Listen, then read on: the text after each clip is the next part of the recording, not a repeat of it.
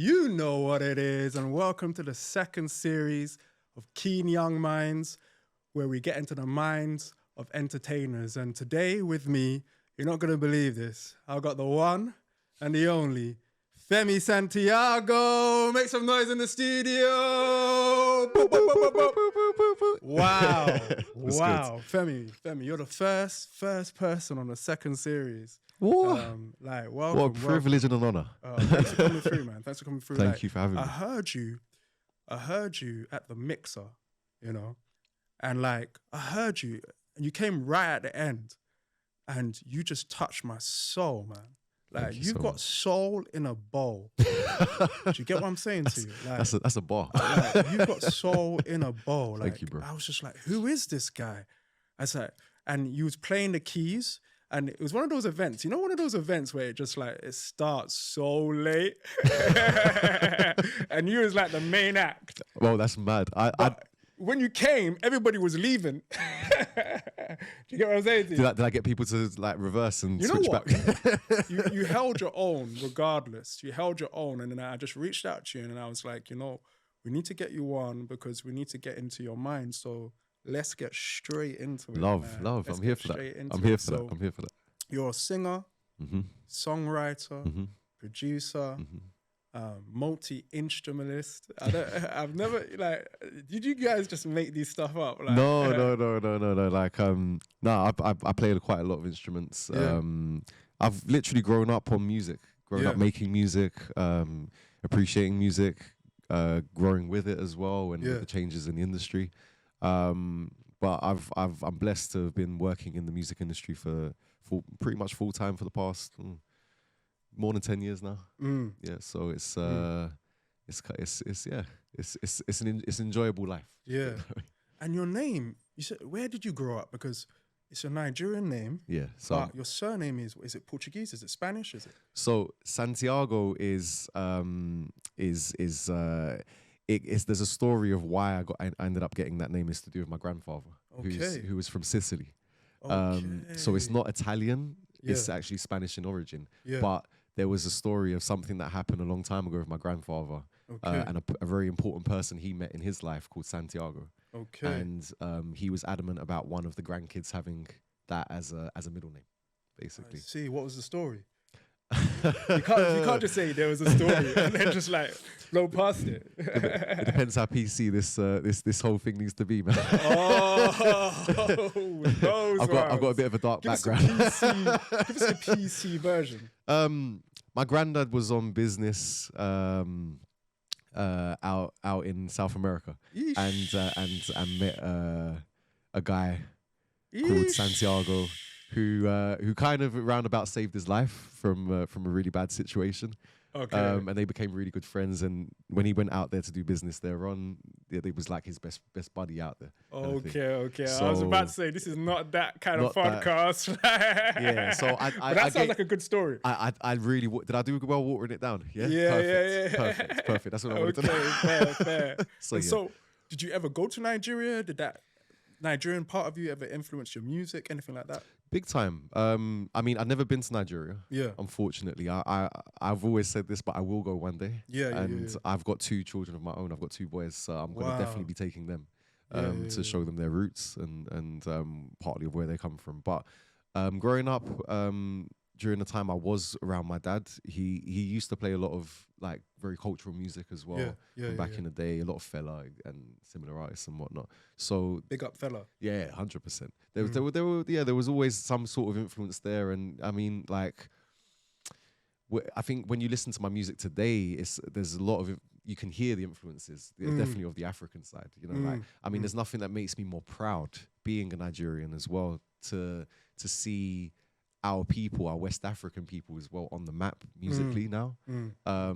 Where it's funny because when I speak to a lot of musicians and even just listeners and stuff, people make this assumption that, Nigerian influenced music or Ghanaian influenced music is new. And I keep saying to them, whoa, you got to correct yourself. It's very old style of music. Yeah. And if anything, the younger generation now are bringing back that older style and modernizing it and making it very... Just very clean. Yeah, and, yeah, yeah, yeah. and more widely accepted. Yeah, And yeah, I think it's a beautiful thing. I think every West African out there should walk their head high in the sky right now, you know, because like our culture is being celebrated. So it's it's beautiful. And how would you describe your style? Because it's like Very eclectic. yeah, yeah, yeah, yeah, yeah, yeah. Very, very eclectic. I mean, Yeah. like, I think at the base of it all is soul and jazz. I would agree with that. 100%. The jazz element, I would definitely agree. And jazz was also a big influence on Fela. Because Fela 100%. went to America, picked up some of those funk sounds and merged it with Afrobeat. And then he created this sort of like hybrid, Yeah. you know? So he was just an avid learner. And I feel like you're one of those musicians as well. Yeah. You can kind of sort of change and like a chameleon, you know, and just pick up different sounds. I mean, your name says it all, doesn't it? That's why I chose that as the stage name, man. It's Your all, name says it's it all all. thought through. Tell us about your journey on The Voice, because like this was like 9 years ago. Yeah. Even actually 10. 10 years ago. 10 because Wow. we recorded it in 2013. It was aired at the beginning of 2014. Yeah. And like I watched that audition where you sung My Cherie Amour, and like you were singing, just going for it, and nobody turns. It was so filmic. Sometimes I feel like, did the producers like do this on purpose? Is it fake? I questioned that actually while I was doing that. Oh wow, it was real then. Yeah. So nobody turned, and at the very last minute, what's his name? will.i.am turned for you. Yeah. And at the very almost on the last note that you sung. Yeah. How did that? I remember, I mean, even though it was like 10 years ago now, I remember like clearly what was going through my mind at that time. Because, you know, like we're mental beings. Like we do live in here a lot. Yeah. And so it wasn't planned or nothing. No. I went on stage. I was nervous as hell. It was like the first time I'd ever done anything that big, like on such a big stage kind of thing. Yeah. And like, I just remember what was going through my head while I saw no one was turning around, like midway through the song. I said to myself, do you know what? It's all right. I did my thing. I came here. I'm proud of myself for actually like trying something like this. Because for the longest time, I'd held myself back from doing anything serious in music. And why was that? Fear. Okay. Fear and insecurity, and you know, which was all trauma led. Do you know what I'm saying? From my childhood and all those experiences that told me that I wasn't worth it, or I wasn't good enough, or you know, like that was like very rife in my head, like throughout my 20s. So when I was at the end of my 20s and I went onto The Voice, I was there with that same mentality, but I was for the first time breaking through it, you know, by actually causing that action. So while I was on stage and they didn't turn around, those insecurities started coming up. Yeah. And I remember I was saying to myself, no, it's okay. It's okay. I came, I saw, I delivered. Conquered. Exactly. I conquered. That's it. I conquered. That's it. Bad boy. Sold out concert. You know, back in the day, I wasn't really into Jay-Z, you know, but that's Jay-Z. That's a Jay-Z line. Yeah. I can't believe I'm quoting Jay-Z. What's going on? Like, moving swiftly on. But so, I was just going to finish what I was saying. Like, what went through my head that moment, like as I was saying, oh, it's okay. That's when will.i.am. That's when I held the note a little bit longer. Yeah. Because I heard the drummer. You might have to go and watch back the video, but I heard the drummer he kept doing his roll. So I held it a bit longer. And I was just like, no, let me hold on to this note. Let me read. And I literally pushed all the air out of my lungs that I could, man. And then so it's almost like he was. He was using your song to fight to stay on that show. Pretty much. He was using your actual voice. Yeah. You know, to fight to stay on that show. Yeah. Do you feel like you're using your voice to fight to stay in life? 100%. I think as much as we can be heroes in our world and our reality, we can also be equally an enemy to ourselves. You know, especially using our own voices and stuff. I'm just speaking kind of from my own experience. You know, like I like to see myself as a voice of reason and a voice of justice to some extent. Wow. And when I say this, I mean in the sense that I'm the kind of guy that I'll walk down the street as much as put music and everything else aside, as a human being, I walk down the street, if I see somebody who's being bullied or who's in trouble or whatever like that, like I'm too compelled to help that person. Do you know what I'm saying? And I'm from so many backgrounds in my life, and this is why I really thank my experiences in life, because I grew up in the hood. I'm from around here. Do you know what I'm saying? I went to France, which was even a worse hood at the time when I went there, and experienced some even worse things over there. So I have that side of my upbringing, but I'm also very intelligent. You know, like I have a degree in physics. Oh wow.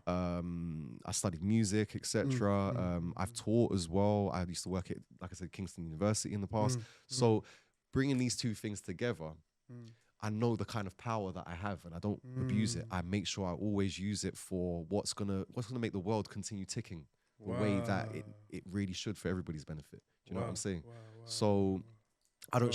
I'm a very natural guy. Like and this is why maybe I didn't work so. My personality at first didn't work so well in the music industry. You know, like in the music industry, they expect you to be very followy, you know, in the sense that you should do as you're told when you're signed, etc. You can't choose things for yourself, and they expect you to kind of ignore a lot of the injustices you might see as well. And I was just never one of these people, man. Like I've got too much of a mouth, I've got too much of an opinion, and it's here for you to hear. No, 100%. Like I can see that fight in you, and like, you know, and I know you've had a recent like health struggle. Tell us a bit about that. It's mad. A lot of the I would say the past 3 years has been very, very rocky for me, very testing. First it was on my mental health. During lockdown, everything from my past came up around that time. What are you referring to? I experienced psychosis. I was manic depressive as well. And I just remember the way it affected me, like during that whole period, was every morning I just wake up and the first thing I felt was just heaviness. So much to the point that everybody's different and we will react differently to kind of the same emotions, if you like. For me, the way I reacted was, I'm not an outwardly aggressive person, but I will turn any kind of anger or aggression onto myself. And I remember certain times I'd have an episode of just breaking down completely, and in my head nothing happened, but then I'd walk in front of the mirror and I'd see my whole face was just full of blood because I'd scratched like so much off. That's intense. And it was just like a really tough time, mainly because I've got children as well, and you know, like trying to protect them from what I'm going through wasn't easy, you know. So but I got through it, and you know, I got therapy, and I worked through a lot of the things that were bothering me. And what type of therapy did you get? Cognitive, behavioral, and just a lot of talking therapy. Hell of a lot of talking. So therapy works then? Therapy does work. Therapy does work. I mean, talking about the issues I had this recently, over the past few months, I was diagnosed with bladder cancer in May. And that was a very difficult thing for me at the time as well, at this time, because I not long, only 2 years ago, came out of my marriage and my relationship there that ended. So now I'm pretty much on my own, and you know, like the way I reacted to this whole situation was, rather than reaching out to a lot of the people that I'm blessed to have in my life around me that love me, etc., and want to see me do well, I really closed myself in to just be with myself. You know, in music has made it so that I can share myself with everybody, and I share myself so much, and I have over the years. But I've realized in this time, I really needed to just retract and just like become a bit of a hermit, you know, like as much as I wanted. So I didn't feel pressured to turn up for anything or anyone like that. I just turn up for myself right now, because like my children need me to be 100%. Mm. You know, so Mm. and even during this whole period, I'm still being the normal everyday dad that I am. You know what I'm saying, and everything, because that helps with my recovery as well. Of course. But currently, I'm getting towards the God willing and fingers crossed the eventual end of the biggest struggle part of this kind of thing. And coming to the end of my treatment, more importantly. So, and I'm doing well. So, yeah. I'm glad to hear that, man. Thank you. I'm glad to hear that. And what would you say was the thing that helped you to overcome through those trials, through those struggles? Because it's not easy maintaining that within entertainment. Because within entertainment, there's such a demand for you to be some way, and nobody knows the struggles behind closed doors. So what was the thing for you if you was to pin it down to one thing, what was the thing that kept you pushing through those mental struggles and also the physical challenges as well? My children. Wow. Family. Like, mainly my children. You know, like, I'm a very stubborn person. I don't like listening to reason a lot of the time, and as creatives, I think we can tend to be like that as well. Of course, very kind of like hard to kind of move once we believe something. Of course. And there's only two little individuals in the world that I never struggle to kind of hear or listen to. Even if I don't get it straight away, I don't understand. Like both my boys, they don't even realize how monumental they've been in keeping me going. Like, just the little things that they say to me every now and again, and the hugs and the love they show me. You know, like it stays in my head, the responsibility I have as a father, and it makes my life bigger than what it actually is. If that makes sense. You know, like, every day I wake up, is the first thing I think about is my children. If they're okay, and do they need something today, or, you know, like, etc. And that's the thing that's been keeping me, like, certain times I've just felt like, oh, I can't do this, I can't carry on, and you know, this is too much, or I get into breakdown mode or whatever. But then as soon as I think about my children and how they would feel if anything happened to me, or if I wasn't able to turn up on that particular day, like, I'm not going to let them feel that. So that's the strength that I get. It's like, I just find it somewhere, because it has to be done for them. It is. And what would your, like, message be to anyone that's struggling with, like, mental health or even, like, physical health, and they're an entertainer especially? What would your message to them be? Number one, if you're an entertainer and you're entertainer in terms of music, you're lucky, because you know, music is it's one of the best therapies that exist. I agree with Sound is crucial to our well-being. So if you're an entertainer and you're struggling, like, you're a lot of the answers you'll find will probably be in doing and practicing your craft. Wow. Just do that. Healing will come into that, or at least alleviate the difficulties in it, or the extra difficulties. But for people going through mental health, especially men, I would say, it's so important to just talk, reach out. You know, like, it doesn't initially, especially because a lot of us aren't used to talking and reaching out. With that. You know, and we keep telling ourselves that it's weakness, or it's feeble and everything else. It's the opposite. Weakness is you basically not standing up for yourself. That's weakness. We have to stand up for ourselves. That's where the true strength is. Buzz. Do you know what I'm saying? So people just talk. You know what? Like, I even said this to somebody a long time ago. If you're feeling a way about talking to people, talk to your cat, talk to a plant, talk to somebody. Just let yourself experience your voice being put out. Because remember, it's not just the person you're talking to that's listening to you. You're listening to yourself. And that's the actual crucial part of the therapy, of the talking therapy, is how are you hearing yourself speaking? Wow. How is that becoming a reality in front of your eyes, that it's out of your head now and it's actually in your face? Like, how do you sound? Like the sounding board. That's it. It's like the sounding board.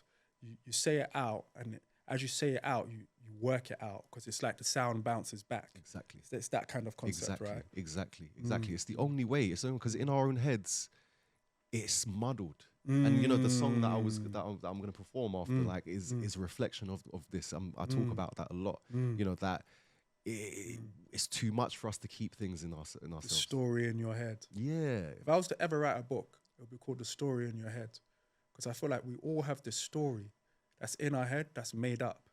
And once we share it, we begin to like find the truth.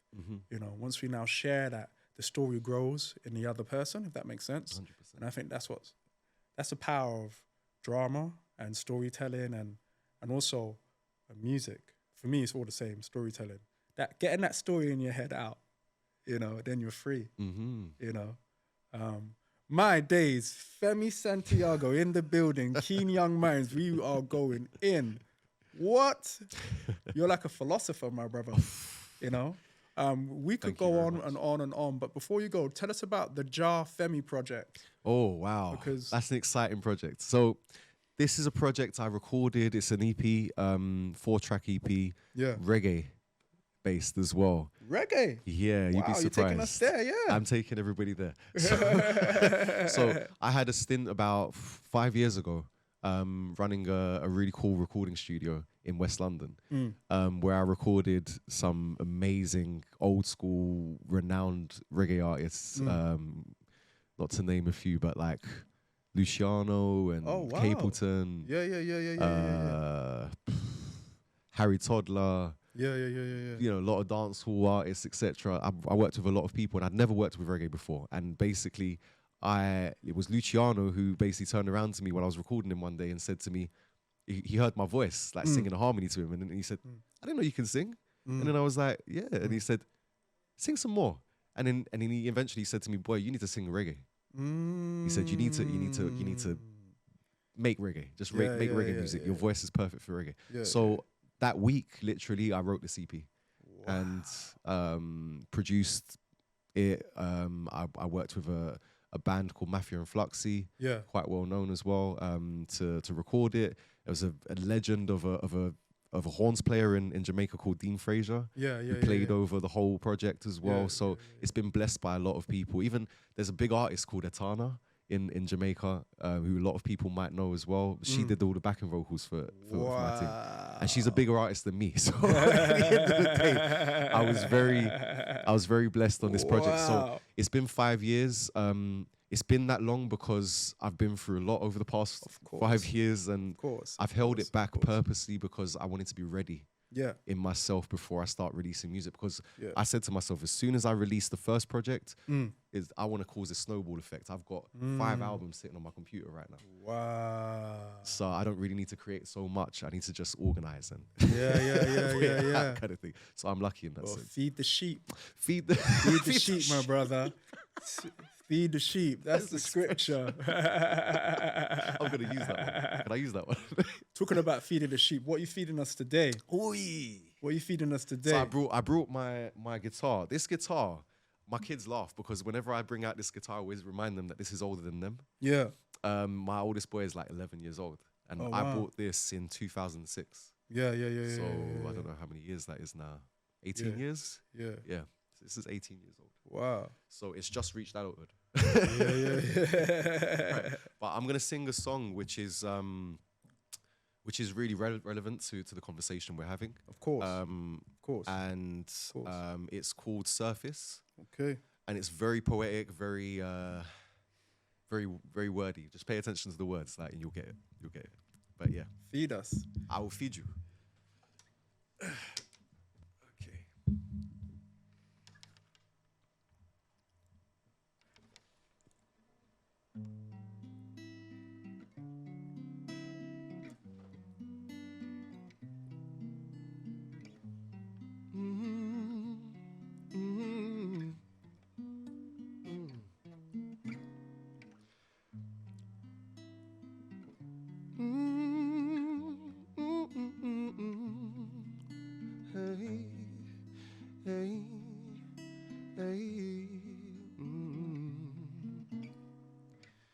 Gotta change something in my mind, it's too noisy in here. Can navigate past the roadblocks of shadows that appear. I fear all of the voices talking all at once. I can't focus, don't know what to trust.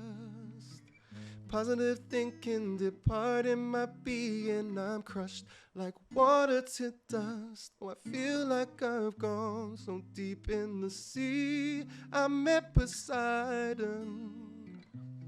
He is the Lord of beneath, the cold he resides in. He said, go ride on the breeze and touch the horizon. This deep is no place for me. The sun I should shine with. I'm reminded to head for the surface.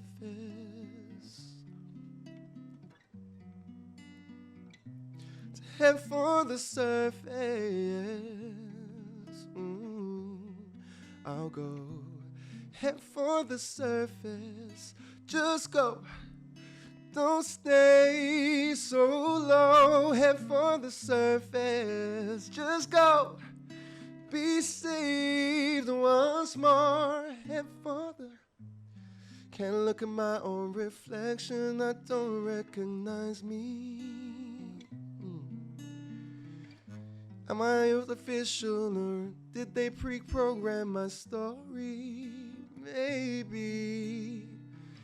I am still asleep in a coma and dreaming I'm crazy, but sadly, always awoken by my heart beating out of sync. I think I can swim, but each time I just sink so deep in the sea. I met Poseidon. He is the Lord of beneath, the cold he resides in. He said, go ride on the breeze and touch the horizon. This deep is no place for me. The sun I should shine with. I'm reminded to head for the surface.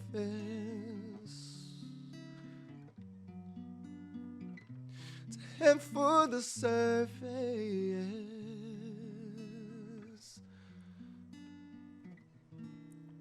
Head for that surface. Whoop, whoop, whoop, whoop, whoop. Make Thank some you. noise, make some noise, make some noise. Wow. Wow. I need to head for the surface, man. I need to head for the surface. I think we all need to head for the surface. However deep you're swimming, just push through and head for the surface, man. There's only one way, and that's to the top, you know? And I think you're going to go to the top with all that you're doing because of all that you've been through. And, you know, there's one thing that comes to my mind. It's just in my mind. I just have to share it with you. It's a popular scripture, and it just says, indeed, the very hairs on your head are numbered. Do not be afraid, for you are worth more than many sparrows. You know, I know you've been through a lot. Beautiful. And so Fully receive that. Yeah, just receive that, man. You're going to do amazing things and keep inspiring people. And all I have to say is keep being the voice of justice. Yeah, I hear that, man. I hear that. There's no other way to be. Yeah. Man. And I thought to myself, you know what? I'm like this around my kids so much. Wow. Yeah, that like I just saw in my older boy who's just about to turn 11. Yeah. You know, he's adopting this kind of way of being. Yeah, you know yeah, what I'm yeah, saying? yeah, It's yeah. like not by actually acting it, but he's observant. He's very aware of, Daddy, like, why are they talking to them like that? And it's like, and I love the fact that I can talk so deeply with him and explain to him just the psychology of society kind of thing, so that he understands what he's living in. It's really important for kids and young people. 100%, man. These conversations we need to have and continue with the next generation. So continue it on. That's our time. Thank you so much for coming down. Pleasure. Femi Santiago, the voice of justice, Keen Young Minds. All the handles are going to be down below. The EP, check it all out. Let's continue this conversation. Peace. Peace.